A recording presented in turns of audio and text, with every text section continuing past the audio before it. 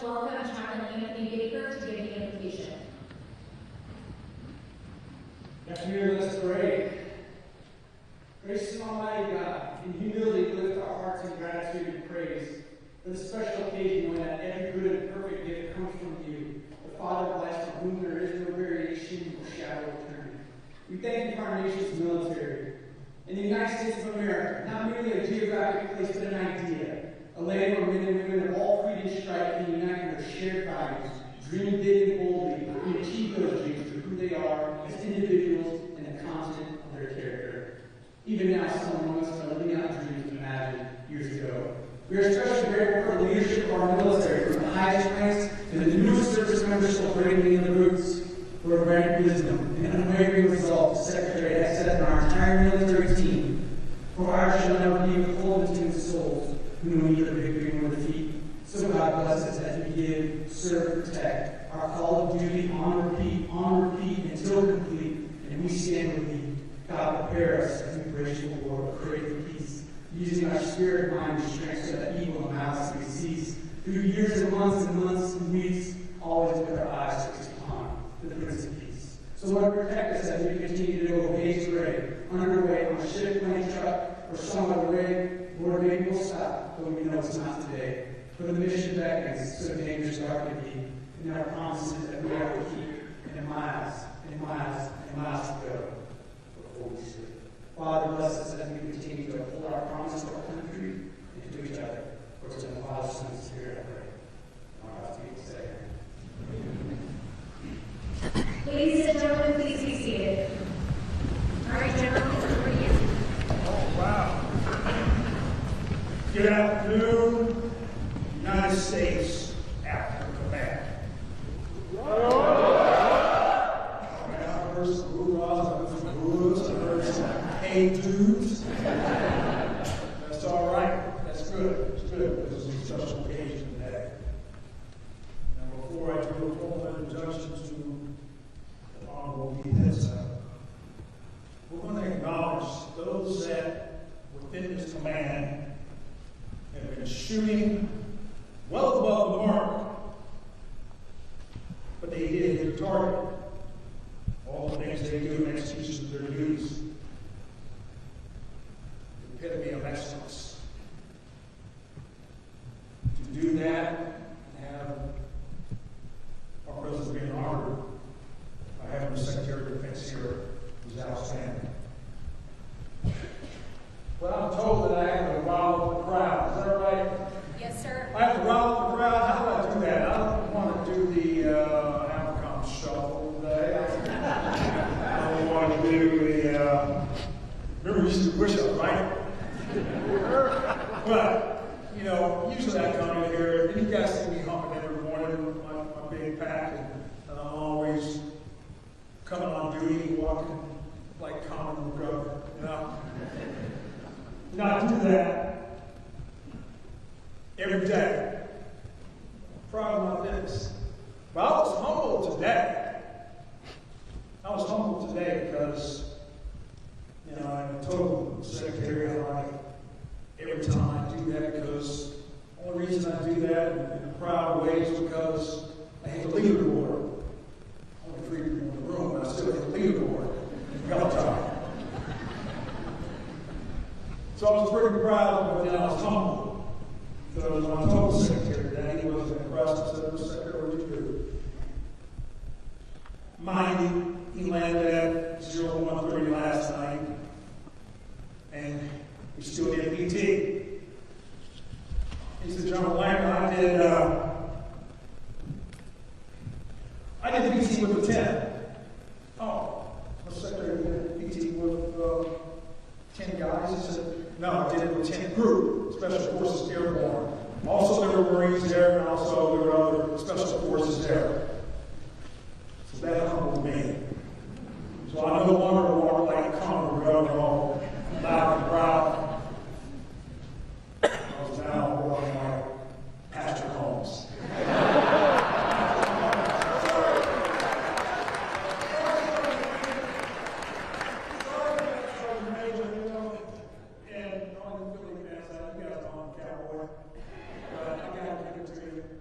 the truth is, every time Billy wins the championship, that quarterback played Texas high school football. Friday Night Lights to rock! Okay. So I don't know how to get the crowd up, loud and proud, but, so if you're going to down and do it, I told you I was going to get this one short. I'll keep this one short, but I just need to do roll call. Okay? So, Jim, I don't think you can give me a drum beat, can you? Oh, that's right, you're told me key, teed up. Okay, just so roll call. We usually start with J0 and end up with J Gray. Do I really want to do this? So you guys want me to go on there, or do we just go ahead with our presentations? We should do it. We should do it. Oh, man. Okay, because you always want to get those structures, so I will try it. But I just have to change some words. Okay. When I point, I want the roll call to go. I'll start with J0, J1. So the beat is bum, bum, bum, bum, bum, and then you sound off. J0. And then bum, bum, bum, bum, bum. Okay, all right. After JA, the song out there? I guess I'll show you else about too. Okay. All right. I woke big and proud. Talking noise and singing loud. Warrior ethos is our creed. This is all we need to succeed. United as one, we fight as a team. And forever we'll be green. Those AFRICOMs that served before, you're the ones who are screaming for.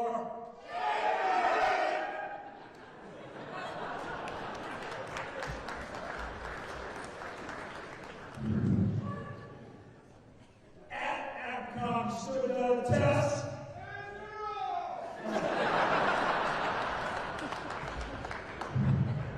You're here with all the rest. Hoorah! So again, get yours. Navy, get yours. Marine Corps, get yours. Those are all Space Force. All right, hey, what's important here is we're going to acknowledge some overachievers. Our President of Secretary of Defense. And he's going to be able to commend them on how they've been very proficient in executing the mission. Mission excellence just doesn't happen. It takes mission readiness, and it takes adherence to standards, and adherence to core values. So with that, Troy, you start. Yes, sir. Mr. Secretary, so please. It's an honor to acknowledge a few of our teammates for their outstanding performance and service to our nation. Okay, first is Mr. Alex Nye from J2.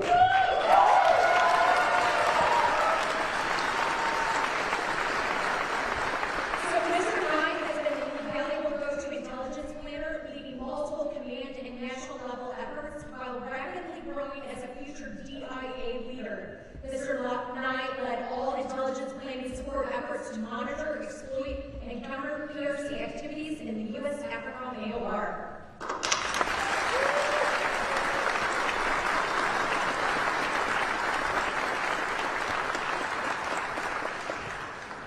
All right, Lieutenant Colonel Sean Williams from AFRICOM J5.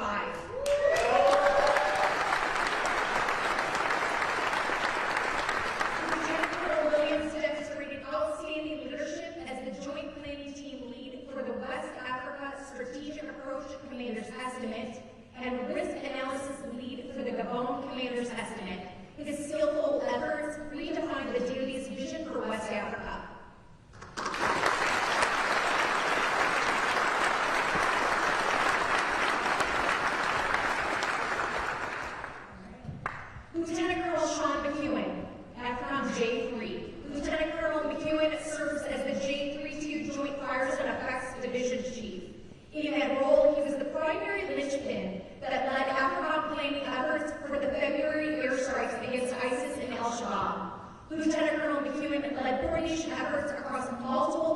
commands to ensure AFRICOM, CENTCOM, UCOM, and the National Mission Force were able to conduct one of the largest strikes in AFRICOM history.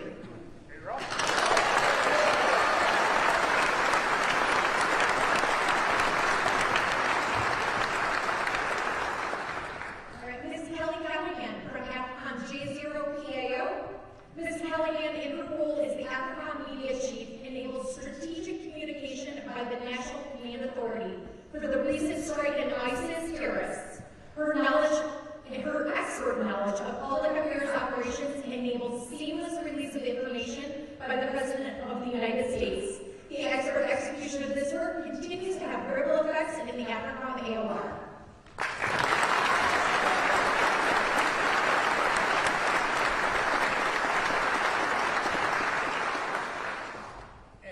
Pause here because the Secretary told us the bigness of the light.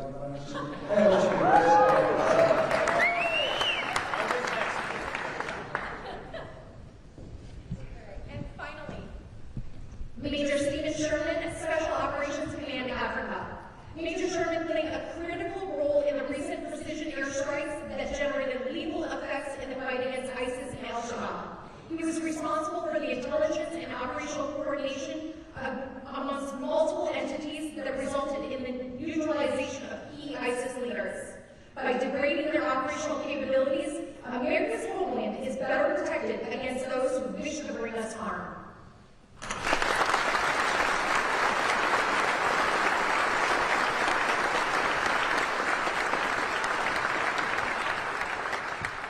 A big congratulations to all of our AFRICOM teammates.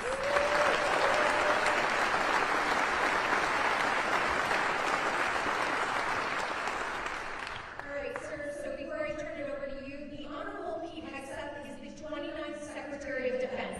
He was commissioned as an infantry officer in the U.S. Army National Guard after graduating from Princeton University in 2003. He participated in a number of active duty deployments during his time of service, including operations in Guantanamo Bay, Cuba, Iraq, and Afghanistan. Here to welcome him and is oh my goodness gracious. I promised I wasn't going to screw this up and I just did. So here to welcome him is General Langley.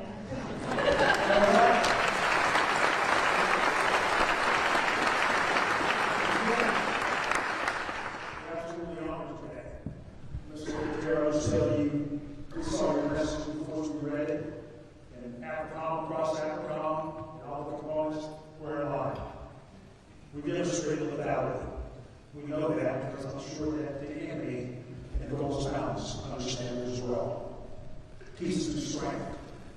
We set a course ensuring that we value what standards mean within our fighting force. And I always talk about my home service. A 49th Commandant, he said that everyone fights that same thing true here. Mr. Secretary, across AFRICOM, we know that the pinnacle of excellence is Operation and Mission Excellence. You espouse that to those messages that you already passed on to us. And we know that readiness begins Operation and Mission Excellence with the foundations of adherence to standards and also preserving our core values. So, within your message to us, that embody all those things more in alignment. Thank you for coming here today and sharing the rest of your message with us, giving us guidance and direction. Everyone, Secretary of Defense.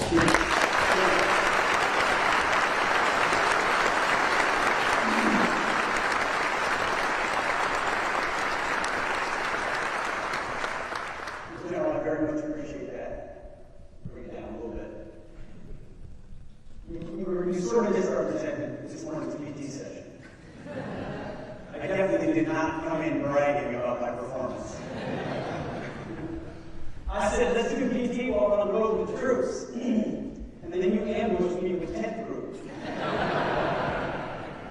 I thought the warm-up was workout. And then we did the workout. I was handing out points this morning at 7 a.m. trying not to pass out. That's the reality.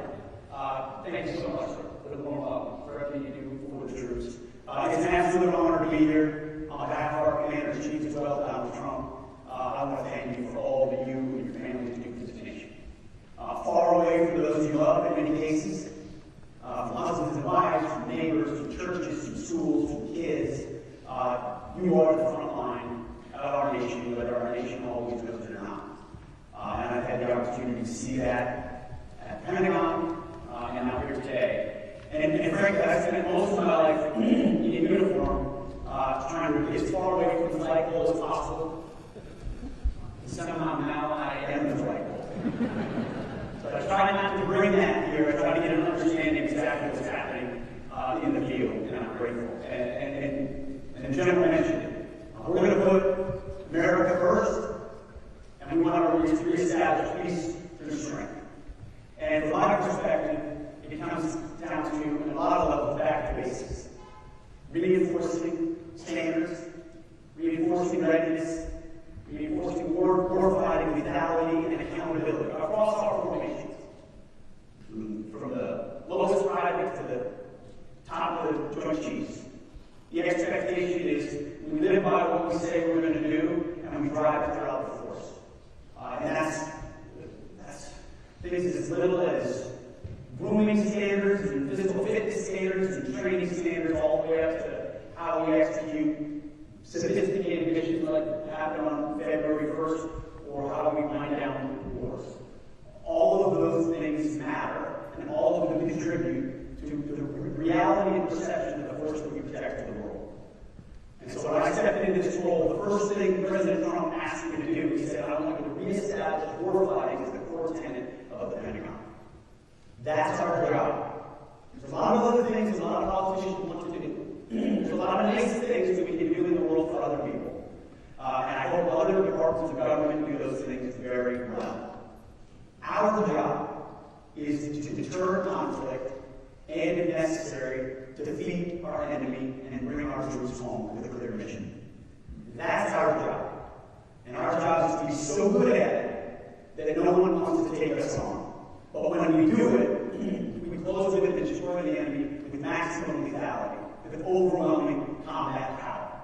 That's my job every day, to ensure that wherever you are, that's the opportunity that you have. So number one, we said we want to restore the warrior ethos. And that means what unites us in our shared purpose is a lot more important than what might make us different. We all wear the same uniform, we all bleed red, we all wear green or blue, whatever uniform color ours is. And we share the same mission, love of our country, defending our nation. Reestablishing that warrior ethos is focusing on readiness, focusing on lethality. And I think we've seen that response already from the American people. In historic recruiting numbers we've seen in December and January, our American young people look at what you do, and they're impressed. We just need to keep showing it to them, and reminding them that they too can stand on the shoulders of previous generations and do themselves the greatest thing of defending our nation. To just reestablish that warrior ethos is key. Number two is rebuilding our military. President Trump did that in these 4 years, and we want to keep building on that over the next 4. Ensuring what we fund and what we focus on matches the threats, the capabilities match the threat environment. That we utilize the taxpayer dollars. The Defense Department should be able to pass an audit. Now, credit to your institutions, the Marine Corps passed an audit 2 years in a row.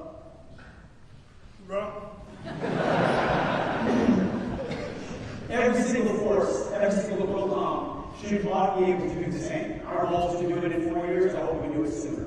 But the more we find in waste or duplication, the more we can take that from the tail and apply it to the tooth. That's the whole idea. In a budget-constrained environment, is ensuring maximum resources go toward warfighting.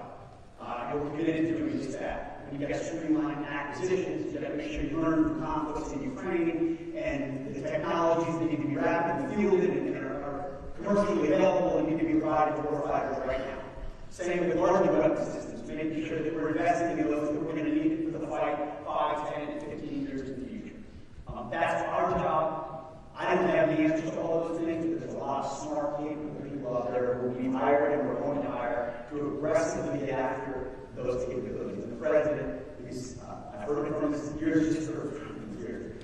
From his mouth just 3 days ago, he's committed to that. Shipbuilding, to space capabilities, to drones, to hypersonic, you name it. He's interested in investing in it to get ahead of cyber capabilities, ahead of our adversaries. And number 3 is to reestablish deterrence, which generally pointed out. That successful mission that occurred on February 1st, credit to AFRICOM, all those involved in that. I'm telling you, it's hardly for me, it's the first one I've been part of actively monitoring at that scale, and you executed it with precision and sent a very clear message. Things like that. Plus, our focus in the first couple of weeks that you've been watching is on the defense of our homeland, our southern border. We spent multiple decades, many of you in here, deploying to other countries defending their borders. We think it's important that we invest in defending ours, where millions of people have come across our border. We don't know where they're coming from, we don't know what their intentions are, we don't understand what they might be planning, and it's the responsibility of the American people to seal that border, prevent that invasion, get a sense of who's there, and once we have that 100% operational control, the nation takes notice of that, and the world.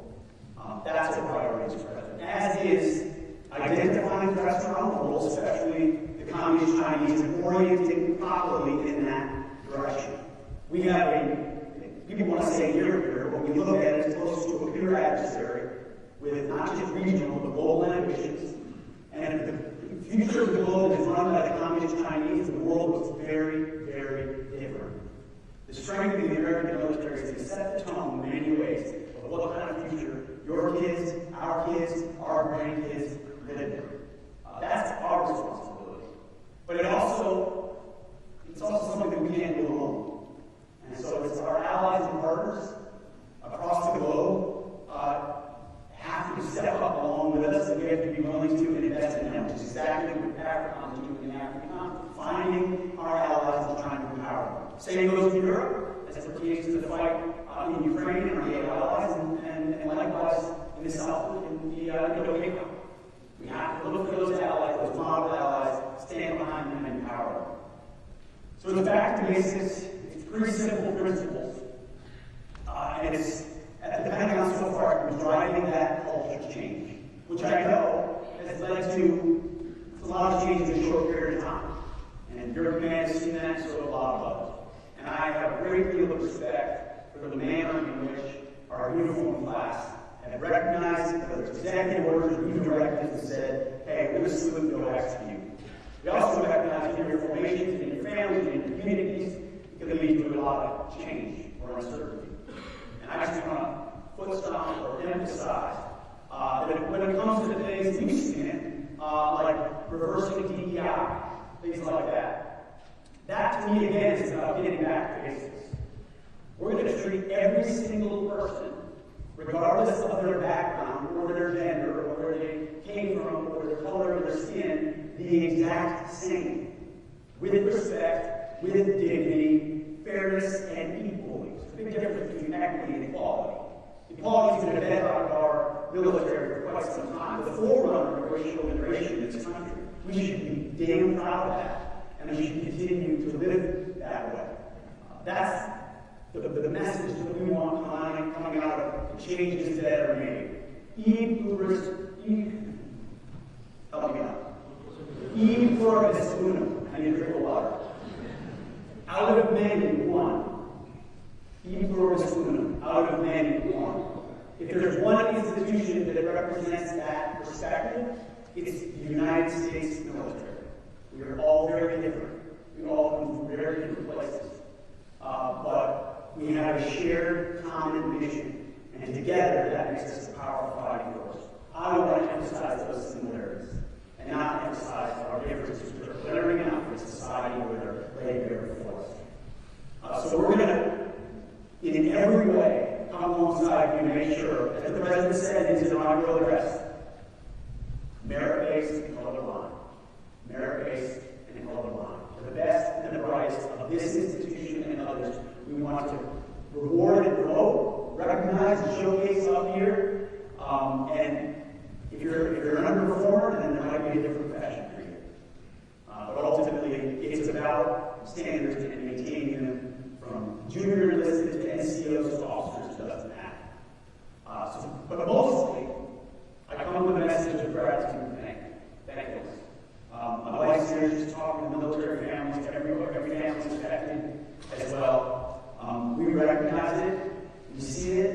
I'll tell you, there's one bureaucratic aspect of this job that I did not anticipate affecting me. It's called an SDOT, it's an orders book.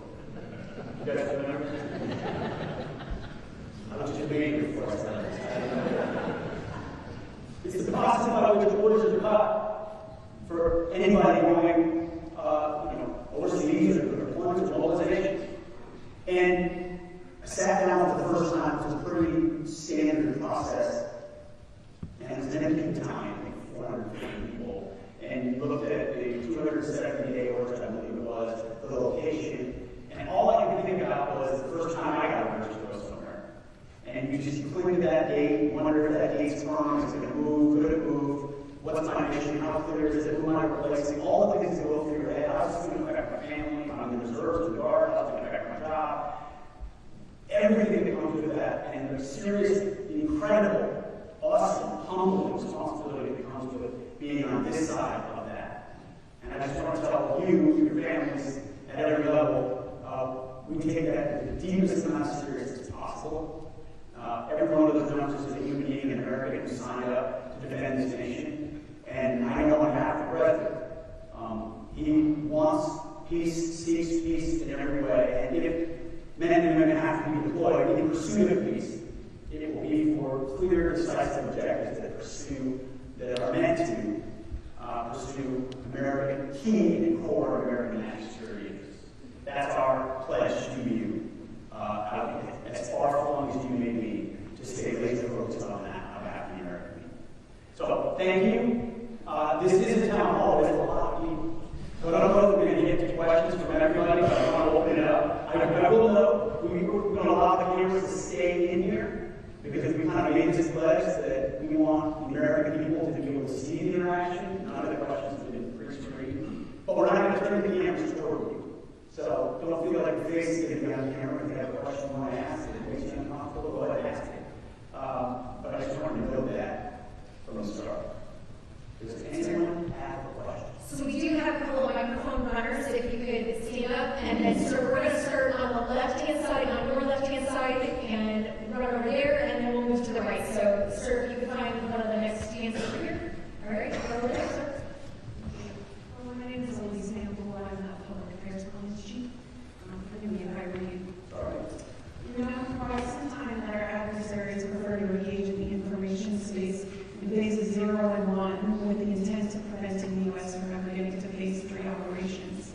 The information is now considered a domain of warfare. Yet knowing the importance of this fight, and despite the ubiquity of media increasing exponentially, the public affairs force in the department has been cut dramatically, in the case of the government by nearly 50% over the last 10 years. Given your unique experience as a working member of the media and your understanding of the information environment, is there any thought to reconfiguring the information-related capabilities, especially public affairs, to better leverage our strength and to combat our adversaries? It's a great question.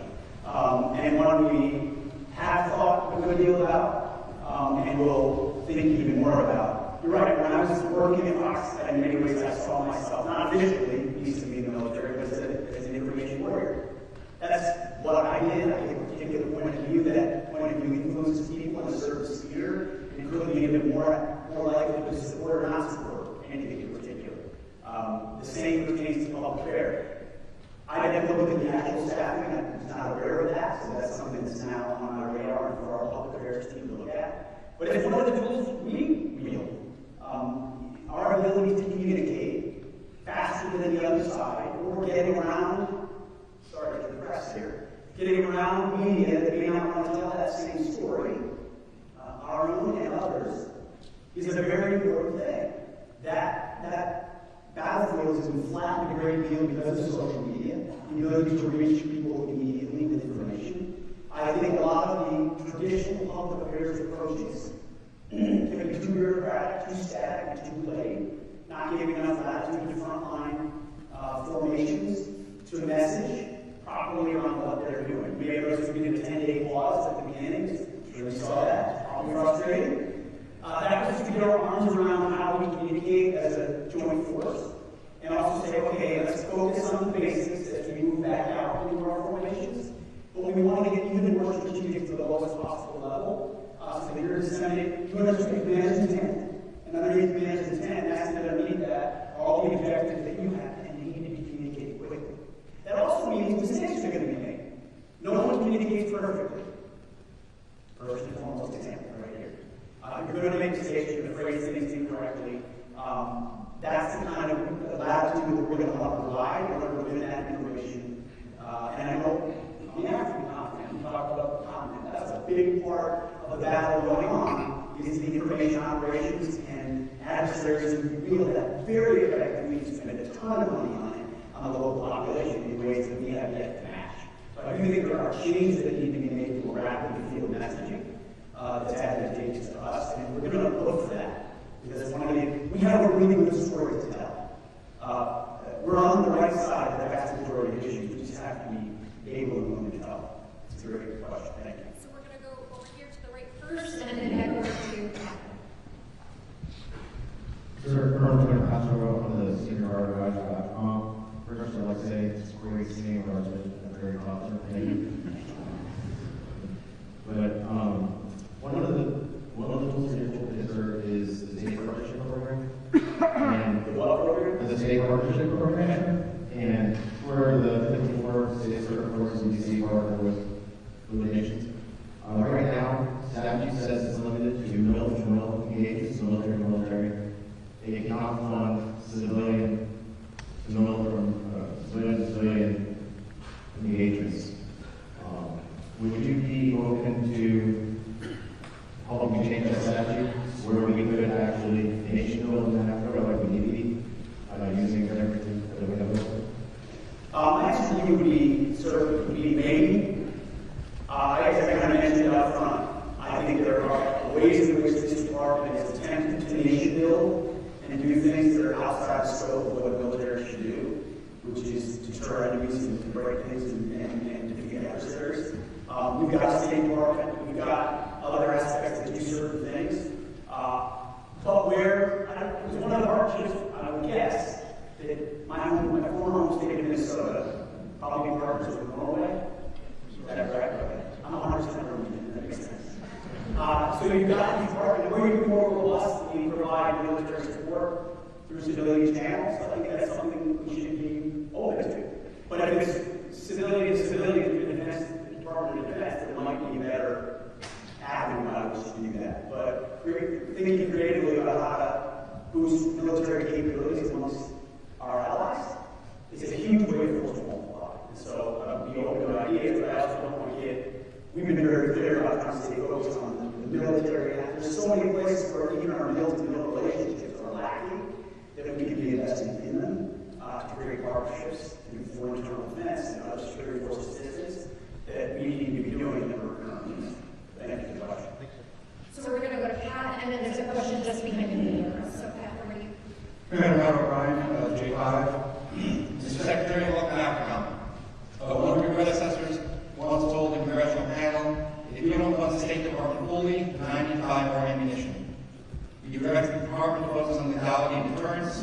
Meanwhile, other parts of the government offer cost-effective means that DoD is relied on to build department capacity, respond to crises, and dampen the root causes of terrorism, irregular migration, drug trafficking, and conflict, often in areas where we have economic interests. Since its inception, AFRICOM has worked closely with the brave, dedicated professionals of the State Department and USAID to align priorities, messaging, and resourcing, and to gain access where we would not otherwise have it. Mr. Secretary, do you support whole government approaches? And given the enormous potential for exacerbating instability and transnational threats and seeing influence of competitors, is the Defense Department evaluating the effects of the foreign aid stop work orders and formulating a position on the restructuring of the development sector? Thank you for the question. We are certainly paying close attention to that, and there have been very specific places where we have sought and achieved waivers on some of that to ensure that very important security force assistance or mill-to-mill, although it goes through a different pipeline, actually flows, or places where, say, ISIS fighters are guarded and could be in a more compromised position that that funding doesn't come. So we've been willing to look at that. At the same time, we have a fantastic Secretary of State, Mark Rubio, who I had a chance to work with very closely, who also has a keen eye toward the whole of government approach to advancing the America First agenda. Mike Walsh, the National Security Advisor, also critical to all of that. Yes, diplomacy plays a massive role. I would prefer diplomacy for employing any number of our people anytime. In fact, I think the Panama Canal in Panama is a pretty good example of that, where I don't want to say Senator Rubio, Secretary of State Rubio went down in conversations with the Prime Minister there in Panama and voiced concerns about foreign investment in the canal that might, in a time of emergency, block Americans from the free and fair transit of the canal being built that we oversee. And through those conversations, opened up new avenues for dislodging some of the challenges we've seen from the Communist Chinese. I had similar conversations with ministers of defense there, and I'm going down in April to have more conversations. Where we can talk about it, talk about shared mutual interests, and advance those, I think we should. When it comes to USAID, I think it's hard to deny that there's many ways by which other priorities, global priorities, have been advanced instead of American-based priorities to that department in ways that were totally unaccountable to the American taxpayer. And so I'm grateful that we're finally reviewing, more than reviewing, fundamentally reviewing what that agency is doing to make sure it serves the American people. And I can assure you that Secretary Rubio, while doing that, identifying places where truly American assistance can go to advancing the American interests, and not necessarily tangential or third-order effects that we always try to attribute to advancing American interests, but actually are advancing some sort of other globalist interest or special interest that isn't advancing directly American interests. I think that's what we owe the American people. If we're putting the American people first, and you pay your taxes, and so does your family, and it's more than you wish, and then it goes to some unaccountable bureaucrat in Washington, and then they mail it off to a third party, that then sends it off to a country to advance something that isn't connected to the American interest. That's a concern to me. I'm glad it's being reviewed, and I think Secretary Rubio is the right person to do it, along with that. But yes, if we want to solve big problems, it's got to go with government, and I think we have a lot of the right people in the right places, I pray, to do it. Sir, we have one question in the back. We'll let her squeeze out so that she can be seen, please. Is there any other questions? Okay, great, thank you. You'll be next. I have, sir. Oh, I have. no, Anna, my God. Almost. I have served alongside 4 exceptional transgender soldiers over the last 7 years, commission on commission life, while deployed overseas with Africa and the Middle East. There are roughly 10,000 to 14,000 trans soldiers with only 1,000 requiring further treatment, according to the Pentagon Commission study. They are needing an experience to prove they belong. They aren't failing at waste, PT, or have other ongoing disciplinary action or separation.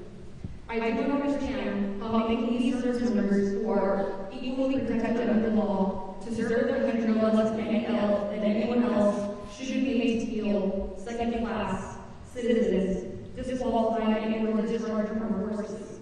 How do you plan to move forward with this stance, knowing how diverse it is when the military is already facing recruiting and retention challenges? Thank you for your question. We have been facing recruiting and retention challenges. And thankfully, in the first couple of months of the Trump administration, we've seen a huge increase, not just across the Army, but other forces. So I'm very heartened by the response of young Americans who want to serve and those who have decided to re-up in the process. At record numbers in some cases. So that so far is a good news story. I would assume you saw the executive order that came out from the President of the United States. Yes. We also issued guidance that came out yesterday around the cause of enlistment of transgender soldiers, as well as the complete stop of gender assignment surgeries. We think that's the right thing to do. And ultimately, it's an ongoing review with our foot forward on issues of readiness and deployability. Readiness and deployability, which is what we have looked at. And there are any number of scientific ways that we explain in that letter as to why there are complications with trans soldiers in that with readiness and deployability. The EO lays it out very directly, as does our director. So we're going to be reviewing over the next few months what that ends up looking like for those who have served within the next year. But as of right now, we're putting on a pause in January assigned surgeons, which is ultimately a healthcare question, which we don't think taxpayer dollars should be going towards. And for those that deserve our country, we are grateful for that service. At the same time, we're shifting our focus to what that looks like, and that does include a pause in training soldiers and a review of whether we will allow any of that to occur in the DoD going forward. Sir, I think we have time for one more question right over there. Good afternoon, Mr. Secretary. My name is Lee Tate. I'm also an Army veteran. I think you and I were in Iraq at the same time, actually. Now I'm a civil servant in the AFRICOM J4. And my question is a reference to great power competition. Assuming in the near future peace is achieved between Russia and Ukraine, do you anticipate Russia flexing its newly available combat-hardened forces and resources to further its influence and security interests in Africa? What do you see as AFRICOM's role to counter that in the PRC, China? Great question. My answer would be quite possibly as well. We'll talk about it in the brief as well. I welcome your assumption up front, which is a challenge, but as you pointed out, the President is committed to peacefully resolving the conflict between Russia and Ukraine. How that plays out will have a great deal to do with what Russia's plans are next. Thankfully, we have a commander-in-chief who is very good at, has a lot of experience at high-level negotiations, and I think that will bear some fruit. And I'm going to head into Brussels tomorrow to talk to the Ukraine contact group as well as the NATO ministerial to talk through the U.S. posture on the continent needs to be bringing around that peace process. One of the unfortunate realities of the last couple of years is that the policies we pursued, and frankly, the perception of weakness, whether it's October 7th, whether it's what happened in Afghanistan, whether it's the war that started in Ukraine, have driven our adversaries together. Russia, China, Iran, North Korea. That's a bad development. That we can hold future policies to drive them apart. I think one of those places where that driving them apart could occur is on the African continent, where there's going to be a competition for forests, competition for minerals, competition for allegiances, and it's not a space that we can afford to abandon. One of our jobs needs to be to drive that wedge. They don't actually have shared interests. If you look at, on balance, China and Russia don't want to be friends, but they also have a shared enemy in the United States of America, and that's driven them together. So the extent to which we project strength, resolve some of these things, stand by our allies in Israel, and then pivot in a thoughtful, strategic, strong way to the Indo-Pacific, I think will help determine. I mean, a lot of this is about priorities and prioritization in a world of limited resources. America can't be everywhere all the time. So how do we make some of those resourcing decisions while empowering our allies to do more, so that we can keep certain threats in check or descend while we move to and focus on other big threats. America is not going anywhere. America first does not mean retreat from the world at all. In fact, I would argue it means more engagement through our allies and partners who are empowered through investment in their own defense industrial base, through our defense industrial base that needs to be reinvigorated. But AFRICOM is going to be a big part of that great power competition as these competitors seem to play on their political peripheries, which is their peripheries that everybody else's home turf, where we've been invested for a long time, and hopefully we can help them project this kind of line influence. Appreciate the question. Mr. Secretary, We actually have time for 2 more questions, so I want to check we're on this side. We didn't quit volunteer Mike Carter's again, sorry. So we're going to take one right over here for the gentleman, and then right over here with Saga. Yes, ma'am.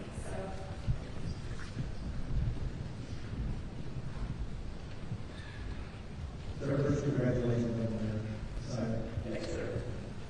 Question for you. In the first round of administration, there was discussion about rebasing U.S. forces in Europe and the Eastern Bloc countries.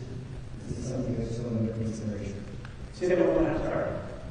Rebasing, moving U.S. forces out of Germany into Poland, Romania, and other countries. Is that still under consideration? Well, I mean, I would be remiss in front of the would not be wise in front of the press to signal any sort of rebasing the movement that we make. So I won't. I trust some of them. Not really. But we're always reviewing our fourth option. We would not be wise to do otherwise. We don't have an infinite number of brigade combat teams, an infinite number of battle groups. And so we've got to see where they are and whether they're oriented in the proper direction. Now, we surged assets into Eastern Europe at the beginning of 2022 and 2023 out of the Ukraine conflict. How that gets resolved, to the other gentleman's point, is going to tell us a lot about how we can potentially reallocate, or if we need to reallocate, and how far east are they, or how far west are they, and which allies are we working with, and I'm intentionally going from here to the NATO district, but then at Poland, which I would argue has been a model ally of ours, spending 5% of its GDP on defense. Now, part of it is that they're much closer to the threat, like many countries in the Baltics. And so they're oriented in that way. How can we incentivize and encourage more of our partners to act that way and invest in their own defense capabilities? And that is a key message. I mean, we are proud to be partners here in Europe, in NATO, and with our European partners. That's full stop, in a sense. And the President has been committed to that. He's also been very clear that those same countries need to invest in their own defense. 2%, 3%, 4%, the President has said 5%. Those investments are a reflection of a seriousness by which those countries take threats on their borders and on their territory. It can't be that America takes the threat more seriously than other countries. We can take it seriously along with them, come alongside them, but those conversations need to be had, and those conversations translate into force posture. One of my next trips is going to be in the Indo-Pacific to talk to our friends in South Korea, in Japan, and at Indo-PACOM. Model allies who are in Australia, who look at the threat in their neighborhood and say our only response is to invest in our own capabilities and then partner with the United States. That's going to help us, that's going to inform our view of force posture. Where are we putting troops? Who are we partnering with? What do our exercises look like? But that doesn't mean because you're pivoting somewhere that you're rejecting somewhere else. You're finding new ways to build your combat power and combat multipliers. But that could mean changes. Changes is scary for everybody, but it can also induce and create incentives for burden sharing for allies that probably are long overdue. And that's one of the messages we want to deliver as well. We're with you, but we need you to increase your defense spending as a reflection of your seriousness in the fight as well. And I know a lot of countries have done this, so I don't want to continue Europe as a continent. But some countries can do more, and they should. And then our force posture will be in some ways a reflection of that. It's a good question. Thank you. And then over here for my questions, sir. Sir, saying hello to Miss Overrun. Well, I want to say thank you and attack. That's very important, I think. So, my question is regarding Executive Order 14183, titled Prioritizing Military Excellence and Readiness. Section 4, paragraph D states that unless under extraordinary operational necessity, males and females should not cohabitate in the armed forces. My question regarding this portion of the executive order is, what is your interpretation of extraordinary operational necessity, and what guidance can you give to senior leaders and commanders in encouraging unit cohesion between men and women, especially in combat arms, where they are primarily men service members to women service members. I have personally experienced and seen in my 9 years of service, female NCOs and female service members be left behind operationally because they are separated from the men, specifically in terms of barracks, etc., etc. So what is your guidance for us as leaders and senior leaders and commanders for ensuring that we maintain our operational readiness equally under this executive order? Great question. I think some of the concern of that, I don't know all the particulars of that, even though we looked at all of these, is there was a concern, as there has been in the population, civilian population at large, of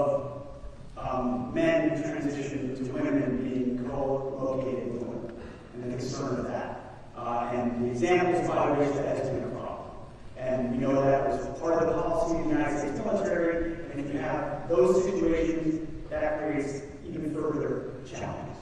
But to your question, the answer I've had on those gender questions is, I think the only fair way to do by men and women is to maintain the same standard per the duty MLS for men and women and hold them to that. Not slightly different, not kind of different, same standard for 11 series, 13 series, 18 series, and any other series. Whatever the job is, you've got to be able to do X, Y, and Z. And if men and women can meet that standard, then they're going to drive onto that mission together, and everyone should be treated with dignity and respect in the process. There will be ways in which there are accommodations made for different genders for obvious reasons. But to the largest extent possible, we want cohesion, driving together. But I think by lowering those standards or creating quotas or pushing people into certain places, which no one can tell me that hasn't been happening over the last 3 or 4 years because I've seen it, I've interviewed the people that it's affected, spoken to them, I know it has, I've talked to commanders who walk on eggshells in those contexts. By simplifying the environment and maintaining the standards, you get rid of a lot of the frustrations or perceived inequities in either direction, right? You can have it, oh, I didn't get that because I'm not this, or this person got it because they're this. That's unfair to both groups. One of which might feel denied, the other of which the perception would be they got the job because they're a certain race or a certain gender, which is unfair to them, having achieved that particular spot. So those perceptions create disruptions to the new cohesion that ought not exist. And so I don't know all aspects of that EO, and we'll make sure we review that particular aspect for you. But equal treatment across the sexes for the jobs, I think, what we want to pursue. Thank you for the question. Go ahead. All right, Mr. Secretary, thank you very much for your time. Do you have any closing comments? No, just thank you.